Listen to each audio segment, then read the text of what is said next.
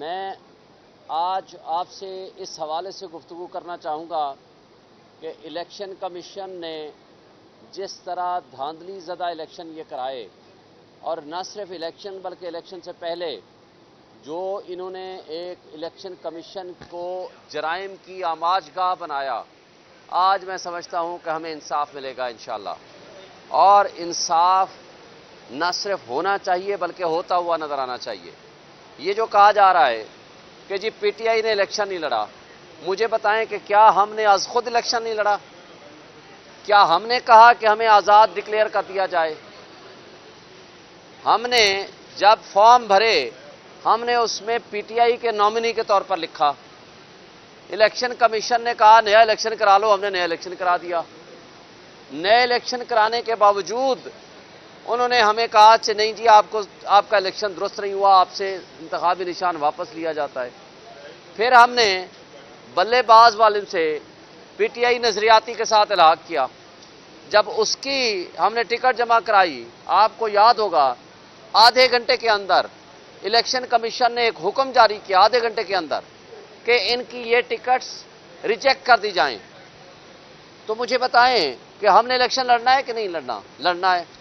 اور last day ہے، آخری دن، اور سپریم کورٹ نے رات 12 بجے فیصلہ سنایا کہ نہیں جناب ان کا انتخابی نشان واپس لیا جائے۔ انتخابی نشان واپس لینے کا مطلب ہے انہوں نے تشریح کس بات کی؟ ہماری پارٹی کے آئین کی تشریح کی۔ کیا پاکستان کا آئین بالاتر ہے یا پارٹی کا آئین بالاتر ہے؟ سپریم کورٹ کے چیف جسٹس صاحب کی سربراہی میں بینچ نے پاکستان کے آئین کو پارٹی کے آئین کے تابع کر دیا۔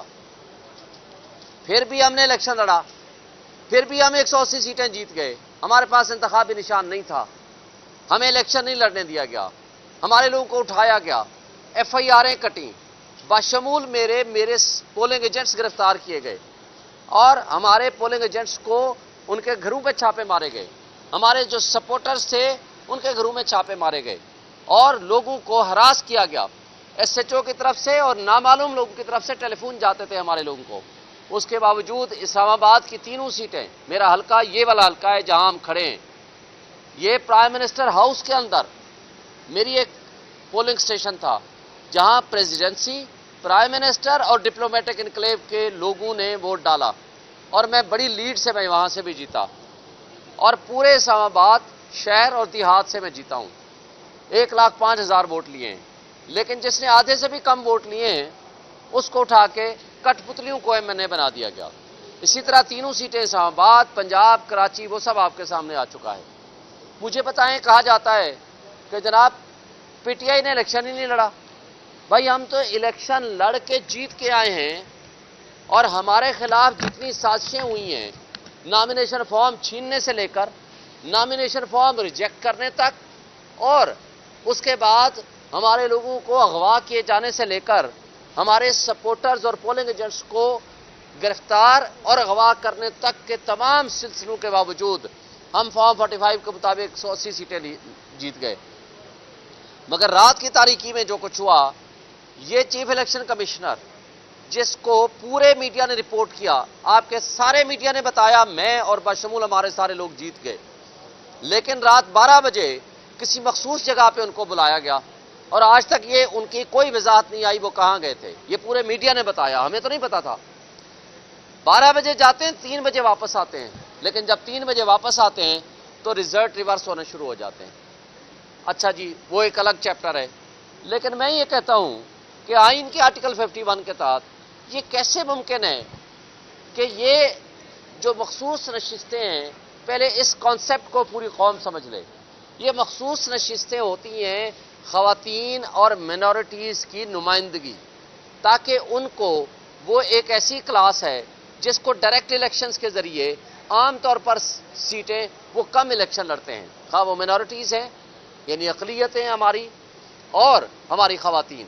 اب کیا ہوتا ہے کہ یعنی جو پارٹی وہ ایک حصہ لے کر آئے گی، جو کہ پولیٹیکل پارٹی، ہم پی ٹی آئی ہے، ہم جیت کے آئے ہیں، یہ الگ بات، ہمارا رجسٹرڈ ہم پارٹی ہیں، ہماری رجسٹریشن تو منسوخ نہیں ہوئی، ہم نے پی ٹی آئی نظریاتی کے ساتھ الحاق کیا، اس کو اٹھا لیا گیا، اور ساتھ ہی اس سے پہلے کہ وہ آ کر پریس کانفرنس کرتا، इलेक्शन कमीशन ने तमाम रिटर्निंग अफसर को लिख के दे दिया कि इनका कोई टिकट एक्सेप्ट ना किया जाए। फिर जब ये सब कुछ हो गया तो हमने इलेक्शन के लिए नए इलेक्शन करा के सारा रिकॉर्ड जमा कराया। आज तक उसके ऊपर भी ऑब्जेक्शन है, चूंकि इनको मसला किसी और चीज से नहीं, पीटीआई से है। यही केस एएनपी का था। एएनपी को कहा 6 महीने बाद इलेक्शन कराना, 1 साल पहले भी नहीं कराया उन्होंने, और 20,000 जुर्माना कर दिया। लेकिन हमारे साथ जो कुछ किया और जो बाप पार्टी के साथ किया था, एग्जैक्टली यही केस था, और उनको कहा कि जी आपको ये सीटें मिलती हैं। मगर आर्टिकल 51 बड़ा वाज़ेह है। और फिर हमने सुन्नी इत्तेहाद काउंसिल में आ गए तो कहते हैं कि नहीं जी हम आपको नहीं देंगे। अब मुझे ये बताएं, अब तो सुन्नी इत्तेहाद काउंसिल भी इलेक्शन जीत के आ गई है, प्रोविंशियल असेंबली में भी और नेशनल असेंबली में भी। अब क्या एतराज है आपको? लेकिन मसला उनको पीटीआई से है, मसला किसी और आइन और कानून से नहीं है। मुझे ये बताएं कि ये सीटें कोई खैरात में या तोहफे के तौर पर तो इलेक्शन कमीशन का अख्तियार नहीं है किसी और पार्टी को दे दें। यानी जिस पार्टी ने अपना ड्यू शेयर ले लिया, ये हक है खवातीन का, ये हक है उन मिनॉरिटीज का जिनको मिलना चाहिए। लेकिन पीटीआई की जो सीटें थीं वो उठा के बाकियों को दे दी गई। ये बेसिकली एक गठजोड़ था इनका। अफसोस से कहना पड़ता है इलेक्शन कमीशन का, हमारी एस्टैब्लिशमेंट इसमें सारी करता धरता है, और इसके जरिए ताकि इनको झूठ के तरीके से एक असेंबली बनवा दी जाए और वो आइन में तरमीम करके चीफ जस्टिस की एक्सटेंशन कर दें और साथ चीफ ऑफ आर्मी स्टाफ की भी एक्सटेंशन कर दें। ये इनके पीछे साजिश है, और इस साजिश को पिछले कुछ दिनों से वो डिस्कस भी कर रहे हैं। बल्कि ये जजेस को लालच देने की कोशिश कर रहे हैं कि हम शायद आपकी उम्र बढ़ा दें अगर हमारे हक में फैसला कर दें। लेकिन जो कुछ हो रहा है ये ना आईनी है ना ये कानूनी है। लेकिन अल्हम्दुलिल्लाह हमें बजा तौर पर तवक्को है कि सुप्रीम कोर्ट इंशाअल्लाह हमें इंसाफ देगी। क्या हमने कहा कि हमें आज़ाद डिक्लेयर कर दिया जाए? हमने जब फॉर्म भरे हमने उसमें पीटीआई के नॉमिनी के तौर पर लिखा। इलेक्शन कमीशन ने कहा नया इलेक्शन करा लो, हमने नया इलेक्शन करा दिया। नए इलेक्शन कराने के बावजूद उन्होंने हमें कहा कि नहीं जी आपका इलेक्शन दुरुस्त नहीं हुआ, आपसे इंतखाबी निशान वापस लिया जाता है। फिर हमने बल्लेबाज वाले से पीटीआई नजरियाती के साथ इलाहाक किया। जब उसकी हमने टिकट जमा कराई, आपको याद होगा आधे घंटे के अंदर इलेक्शन कमीशन ने एक हुक्म जारी किया, आधे घंटे के अंदर, कि इनकी ये टिकट्स रिजेक्ट कर दी जाएं। तो मुझे बताएं कि हमने इलेक्शन लड़ना है कि नहीं लड़ना? लड़ना है। और लास्ट डे है, आखिरी दिन, और सुप्रीम कोर्ट ने रात 12 बजे फैसला सुनाया कि नहीं जनाब इनका इंतखाबी निशान वापस लिया जाए। इंतखाबी निशान वापस लेने का मतलब है उन्होंने तशरीह किस बात की हमारी पार्टी के आइन की तशरीह की। क्या पाकिस्तान का आइन बालातर है या पार्टी का आइन बालातर है? सुप्रीम कोर्ट के चीफ जस्टिस साहब की सरबराही में बेंच ने पाकिस्तान के आइन को पार्टी के आइन के ताबे कर दिया। फिर भी हमने इलेक्शन लड़ा, फिर भी हम 180 सीटें जीत गए। हमारे पास इंतखाबी निशान नहीं था, हमें इलेक्शन नहीं लड़ने दिया गया, हमारे लोगों को उठाया गया, FIR'ें कटी, बाशमूल मेरे पोलिंग एजेंट्स गिरफ्तार किए गए, और हमारे पोलिंग एजेंट्स को उनके घरों पे छापे मारे गए, हमारे जो सपोर्टर्स थे उनके घरों में छापे मारे गए, और लोगों को हरास किया गया SHO की तरफ से, और नामालूम लोगों की तरफ से टेलीफोन जाते थे हमारे लोगों को। उसके बावजूद इस्लामाबाद की तीनों सीटें, मेरा हल्का ये वाला हल्का है जहां हम खड़े हैं, ये प्राइम मिनिस्टर हाउस के अंदर मेरी एक पोलिंग स्टेशन था जहां प्रेसिडेंसी, प्राइम मिनिस्टर और डिप्लोमेटिक इनक्लेव के लोगों ने वोट डाला, और मैं बड़ी लीड से मैं वहां से भी जीता, और पूरे इस्लामाबाद शहर और देहात से मैं जीता हूं। 1,05,000 वोट लिए हैं। लेकिन जिसने आधे से भी कम वोट लिए हैं उसको उठा के कठपुतलियों को MNA बना दिया गया। इसी तरह तीनों सीटें इस्लामाबाद, पंजाब, कराची, वो सब आपके सामने आ चुका है। मुझे बताएं, कहा जाता है कि जनाब पीटीआई ने इलेक्शन ही नहीं लड़ा।